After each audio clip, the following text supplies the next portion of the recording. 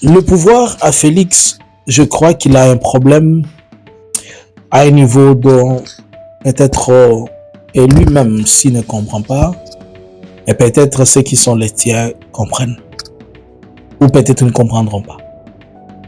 Avec ce qui a eu récemment au niveau des Nations Unies, avec le déploiement du Kenya, je pense qu'il y a un souci. Bonjour, bonsoir à tout le monde qui est en train de me suivre. C'est votre analyste Jean-Luc Kamani à cet espace Analysons Congo. Merci à vous tous qui vous abonnez sur notre compte TikTok, plutôt sur notre compte YouTube. À vous tous qui nous suivez sur TikTok, s'il vous plaît, l'objectif c'est de faire 1 million d'abonnés. Si vous n'êtes pas encore abonné, activez la cloche de notification sur YouTube. Abonnez-vous ici. Suivez-nous sur Facebook et aussi sur notre site web www.analysonscongo.com. Comme je viens de vous le dire, vous savez que cet espace est sponsorisé par nos deux partenaires qui sont la boutique en ligne chukudu.com ainsi que les deux agences dans Good Jenny et Go Sky Tour. Aujourd'hui, nous sommes le 30 août 2024. Je me pose la question. Pourquoi je me pose la question? Il a fallu 20 ans à Félix pour qu'il comprenne que le Rwanda est notre agresseur. Pourquoi je l'ai dit? Parce que pendant tout le temps qu'il était ministre, qu'il était quelque part entre guillemets, le ministre des Affaires étrangères de l'IDPS, et qu'il voyageait à gauche comme il voyageait ça et là, il n'avait jamais su que c'était le Rwanda qui était notre agresseur. Il a fallu qu'il vienne au pouvoir, après qu'il commence à dire que le Rwanda nous agresse comme si c'était une nouvelle information. C'était une nouvelle information pour lui, mais ce n'était pas une nouvelle information pour le peuple congolais. Et jusque-là, même quand il a été au pouvoir, il n'a pas su que c'est Kagame qui avait tué. C'est les forces, les troupes à Kagame et les autres qui ont tué plus de 12 millions de Congolais. Il a invité à Kinshasa, ils se sont appelés plusieurs fois de frères, ils se sont rencontrés.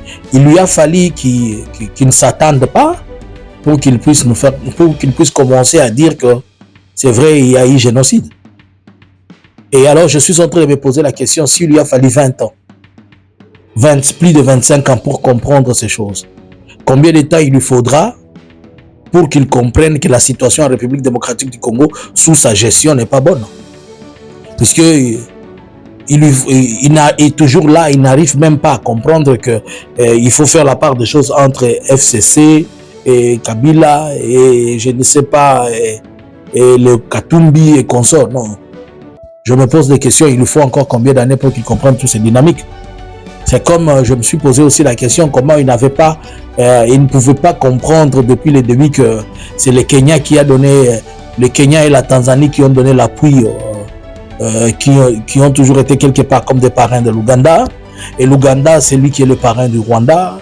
Enfin qu'il pense que si facilement il est entre l'Ouganda et il est bien avec l'Ouganda, il pense qu'il va être bien avec le Rwanda. Et s'il est bien avec le Rwanda, il pense qu'il va être bien avec l'Ouganda. Je me suis posé des questions, il nous faut combien d'années? Puisque il nous faut suffisamment beaucoup de temps pour qu'il comprenne les choses. Il faut les extra time pour lui. Donc même, je pense que ça soit ses conseillers et lui-même, il ne se conseille pas. Puisque jusqu'aujourd'hui, il n'a même pas encore compris que la vie est compliquée. Il comprend que tout est bien pour lui. C'est pourquoi il vous dit donnez-lui encore du temps. Il n'a pas encore compris qu'il a fait 6 ans au pouvoir. Il croit qu'il a commencé maintenant, qu'il est en train de vous demander du temps. Là, au niveau du Conseil de sécurité des Nations Unies, on s'est décidé de déployer les KQRF du Kenya, qui est le Kenya Quick Reaction Forces. Cela veut dire, c'est la brigade normalement qui est comparable à la brigade à la brigade de la Tanzanie qui avait fait échec, qui avait ensemble avec le gouvernement, vers les années 2012, on fait échec à M23. Alors, récemment, au Conseil de sécurité des Nations Unies, on a voté la loi, et on a accepté que la MONUSCO donne l'appui à la SADC pour que la SADC vienne combattre les groupes rebelles qui sont en République démocratique du Congo.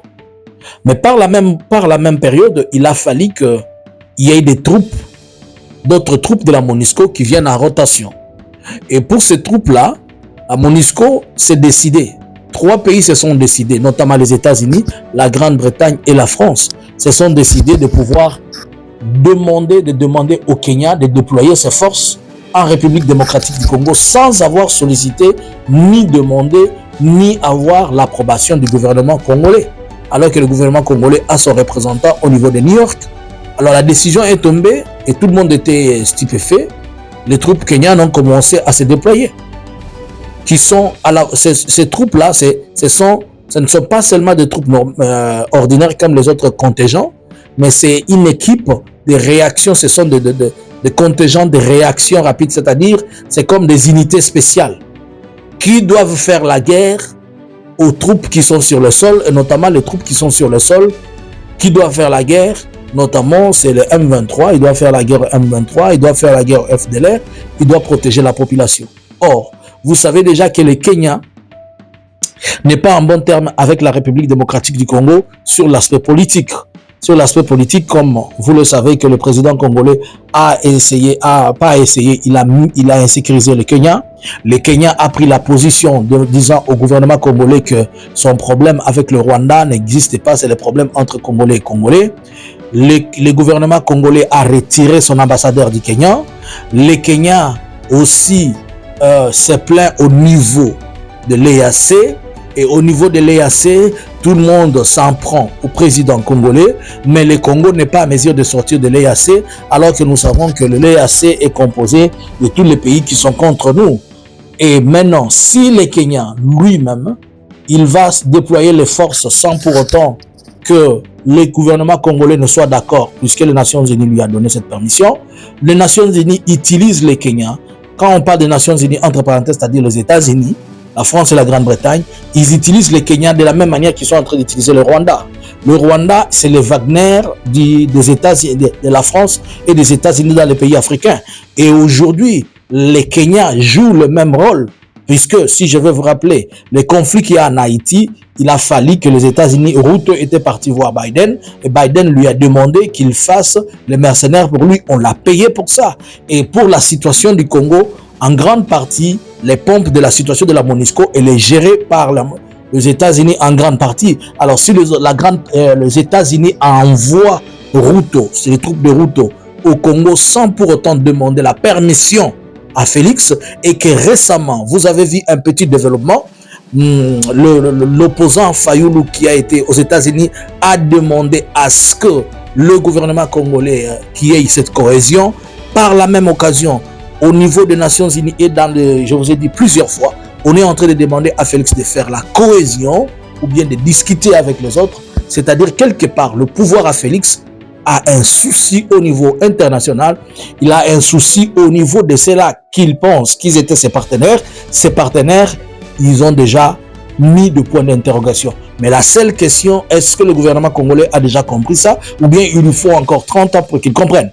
Et si tel est le cas, si telle est la situation que lui n'a pas encore compris, ce qui est en train de se passer, c'est pour dire que il y a des choses dont ceux qui sont envoyés sur terrain auront comme mission, dont le gouvernement congolais n'aura pas une main mise. Puisque il sera difficile. Vous vous rappelez que lorsque les troupes kenyanes étaient déployées comme étant des troupes de l'EAC, on accusait les troupes kenyanes d'avoir 2 jeux.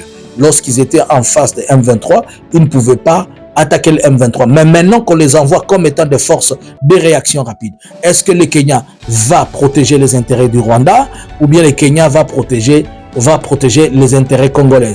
Entre parenthèses, il va d'abord protéger les intérêts des États-Unis via le Rwanda, via les troupes qui sont au sol. Et les troupes qui sont au sol, c'est le M23. J'ai difficile à croire que les troupes kenyanes vont s'affronter aux troupes rwandaises et aux troupes du M23, puisqu'ils vous diront qu'ils ont un mandat de réaction rapide pour la protection des civils. Mais quand il s'agit d'un problème entre Congolais et Congolais, il ne peut pas intervenir.